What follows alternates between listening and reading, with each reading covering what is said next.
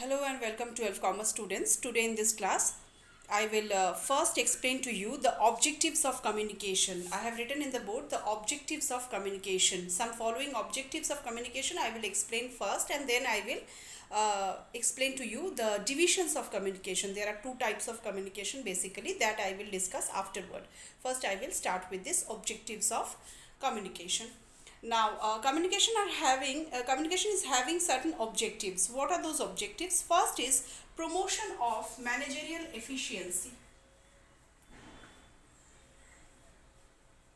Promotion of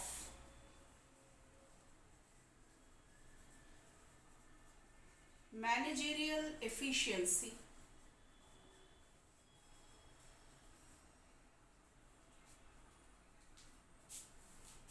So, communication is a lubricant fostering the smooth operation of all the functions of management. If there is people keep on working with proper communication, then there should be no dispute, no chance of creation of chaos and confusion in the organization. Um, it keeps to provide people working in working condition in accordance with the decisions of the management. Second objective is cooperation through understanding. So second is cooperation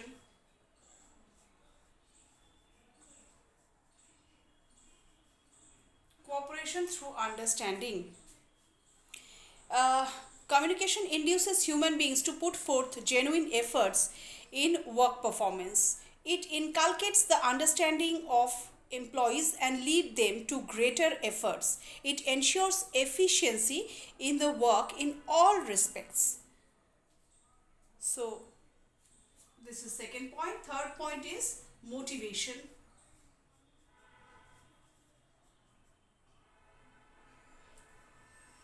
Third point is motivation. It helps in molding, communication helps in molding the employee's behavior favorably. It encourages the employees to accept new ideas for completion of the work systematically. It leads to better employer-employee relationship. Next is basis of leadership.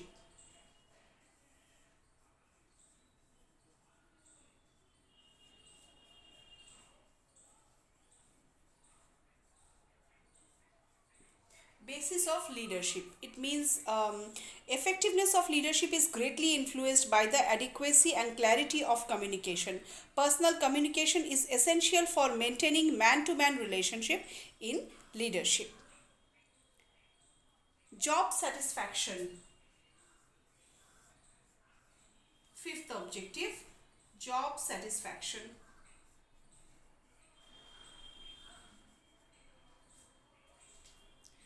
Now, employees get better education, training, and knowledge about the modern methods of production due to modern communication system. The employees are trained to increase their productive power. This enhances the mutual trust and confidence between the management and the workers. Job satisfaction of employees promotes their loyalty towards the enterprise. Next is quick implement of decision or quick decisions.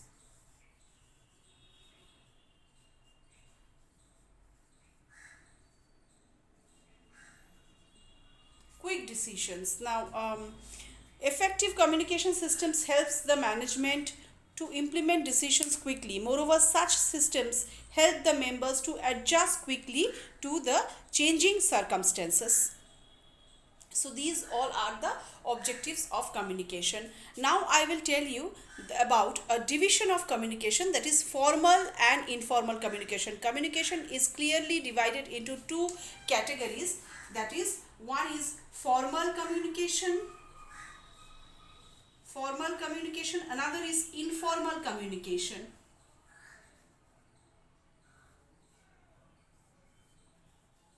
These are the two distinct categories in which communication can be divided. You can see formal communication and informal communication. I have written in the board, formal communication is one and informal communication is the other. Now, formal communication is the transmission of information in the formal organization structure. It is used for the transmission of official messages. Formal means official messages within and outside the organization. It follows the officially established chain of command. The basic purpose of designing formal communication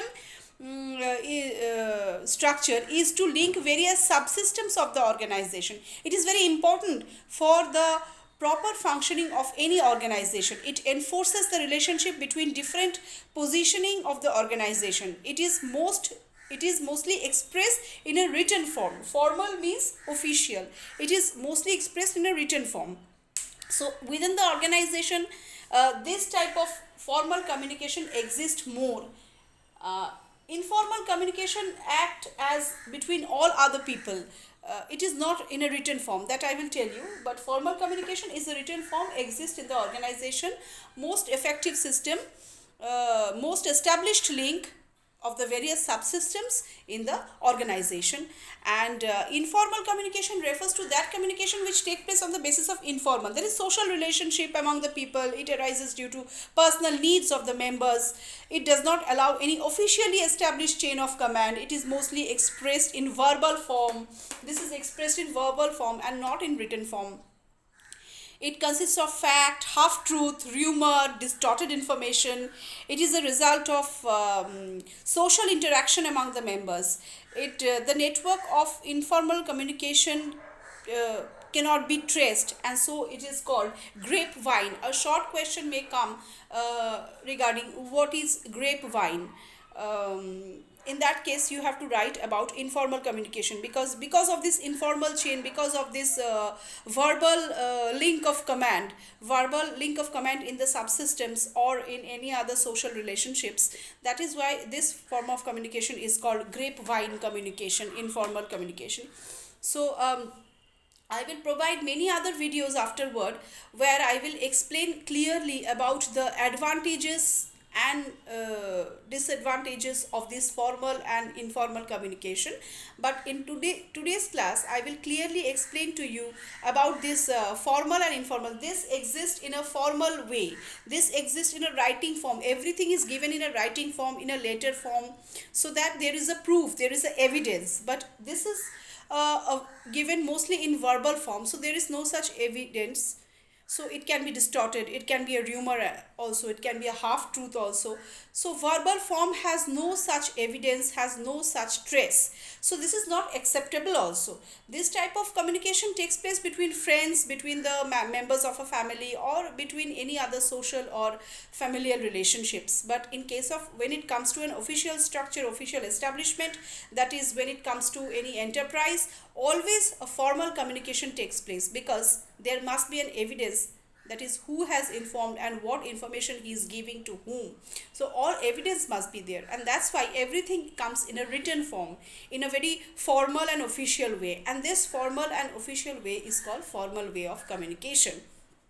So in my next class, I will explain to you the advantage and the disadvantage that both of these forms of communication are having. I hope whatever I have explained today of these two communication, you have understood, you have got an idea about what is formal and informal relationships, communication.